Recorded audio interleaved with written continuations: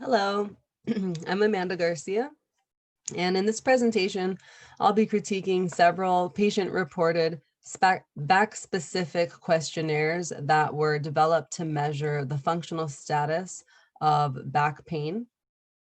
The two questionnaires that I'll be looking at are very frequently used. It is the Oswestry Disability Index and the Roland Morris Disability Questionnaire. To start off, we'll take a look at the Oswestry Disability Index. It consists of 10 items representing health constructs such as sleep functioning, social functioning, level of pain intensity, pain during various activities such as walking or standing or sitting, and how intense the pain is, how much the pain interferes with that person's life.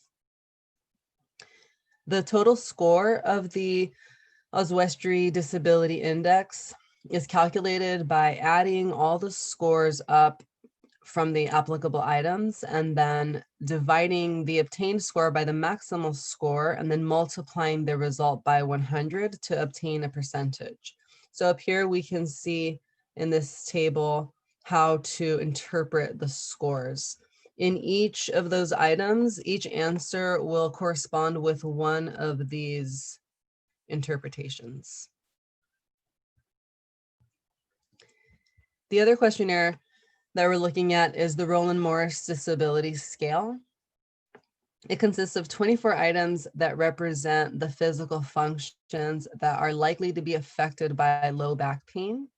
Each item is checked off if it applies to that patient, and then this will result in a total score that is obtained by counting the number of the checked items. And here we have a little sample of some of those questions. So as the patients are filling it out, they simply will read the item, and if it applies to them, they'll check it. At the end, it'll all be added up, and that's how you get the score for the Roland Morris Disability Scale. I'll be using some adapted versions of these questions in my thesis. My thesis is a survey that will be sent out to people of ages between the ages of 40 and 70.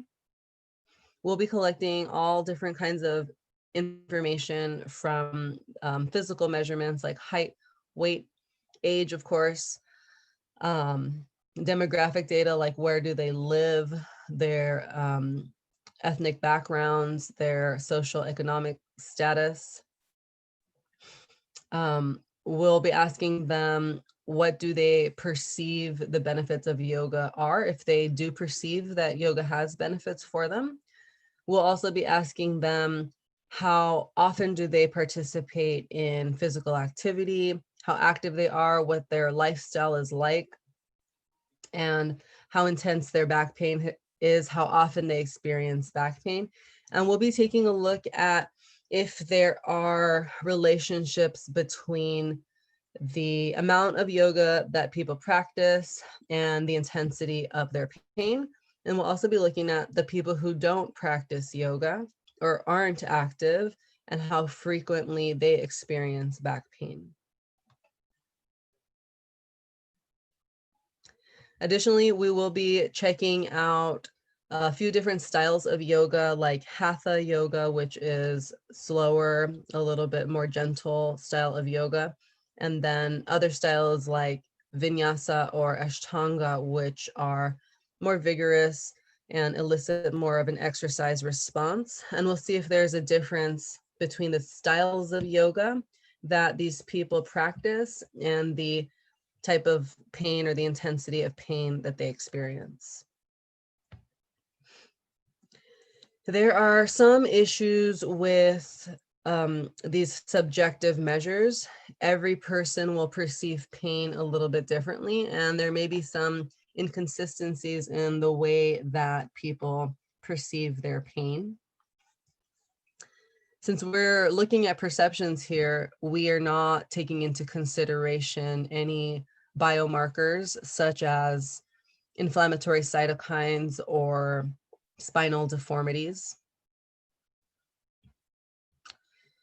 With these two questionnaires that we're looking at, the internal consistency is inconsistent.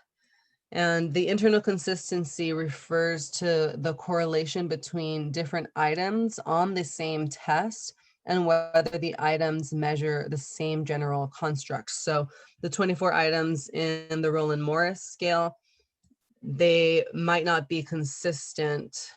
All these items might not consistently be correlated with back pain. And same with the 10 questions that are on the Oswestry Pain Index. Those 10 questions might not have the same correlation with back pain.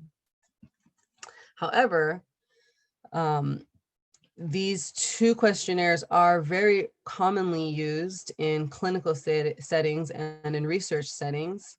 And before they can be used in these settings, they must show adequate reliability, validity, and responsiveness. And these two questionnaires do have adequate measures.